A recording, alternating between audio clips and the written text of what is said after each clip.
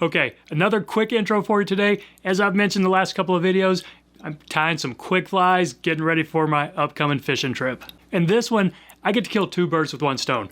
I get to fill up a row in my nymph box and knock another one off my to-do list.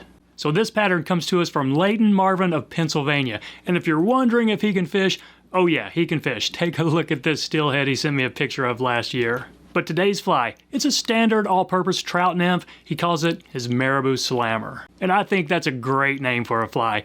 It's not too long, it's easy to say, and of the thousands and thousands of flies over the decades, I can't remember ever coming across one called the Marabou Slammer. So it's a pretty original name too. And it's a really simple tie. It's got marabou for the tail and the body, some wire rib, a little bit of peacock herl, and some UV resin for a thorax. And I had so much fun with this one, I started tying some variations. I changed up the colors, both of the body and the rib.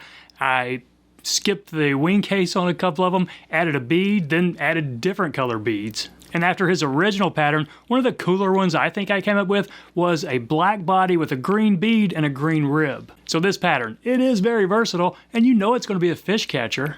So thank you, Layton, for sending me this one. I can't wait to give it a try in the Blue Ridge Mountains this weekend. So there it is in the vise, a Marabou Slammer.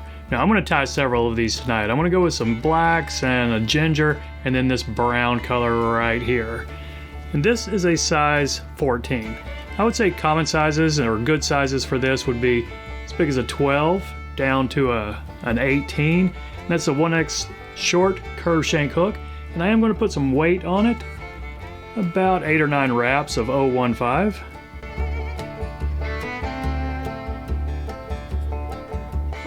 And I'm going with a black thread and 70 denier. Let's put a dam behind it, a few wraps over it, and then take it back to around the bend of the hook.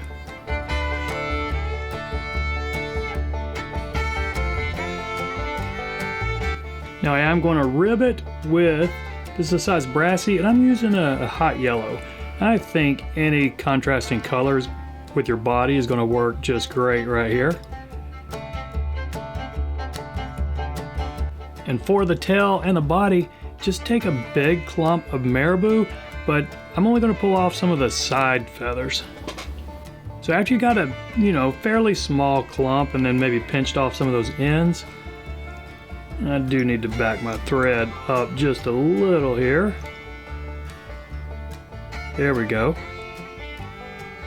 We'll catch this in with a couple of wraps right here. Okay, I think that's about as much of a tail as I want. Now I'm going to take my thread up here, just to the front of this weight, should be fine. I'm going to lick my fingers and pull this together and twist it as a rope, kind of like we did with that micro bugger the other day. Now just wrap it up here to where our thread is.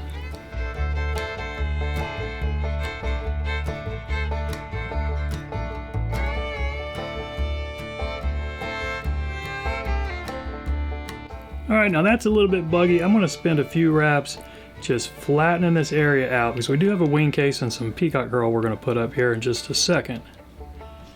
Okay, that should be fine right there. Now I'm going to go ahead and counter wrap this rib, and I'm putting them pretty close together. I want a little bit of this flash to show.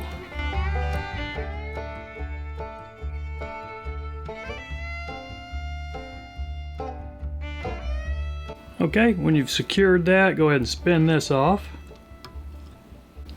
And I may want to back this thread up just a little before I catch in this Wingcase. And I'm going to use turkey.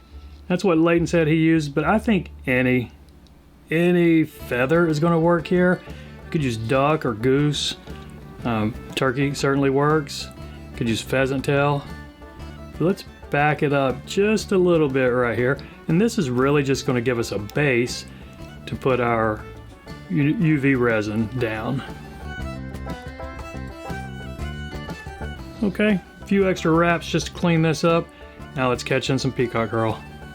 And I'm going to do 3 strands. You could certainly do 1 or 2. It would just take you a few more wraps. Now let's get our thread up here to where we want to end the thorax. And I'm going to spin these together just a little bit. Probably doesn't matter, but it will keep them from splitting up on me.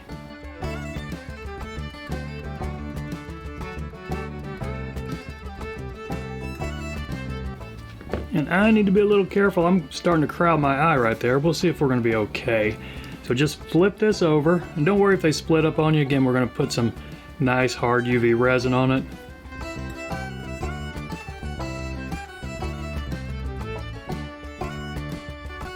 All right, how's my head doing? I'm getting a little bit close to my eye right there. I'm gonna try to push it up with my thumbnail. Now just take some wraps and build my head.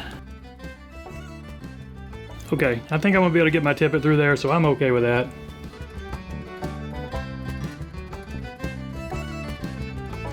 Now I'm just gonna put a big dollop of my UV resin on here, and you might even want to do 2. So put 1 on here and then dry it, and then see if that's enough.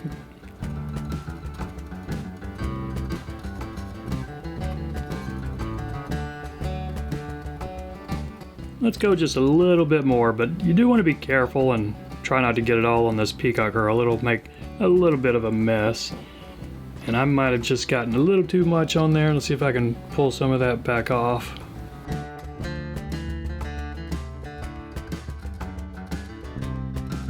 And there we go. Just double check, make sure you can still get your tippet through there, that you didn't clog up that eye, and I think we're gonna be fine. So that's it, my friends, the Marabou Slammer. I think it's a really cool looking pattern. I can't wait to give this thing a try. So thanks for watching, everybody. Y'all take care, and we'll see you next time.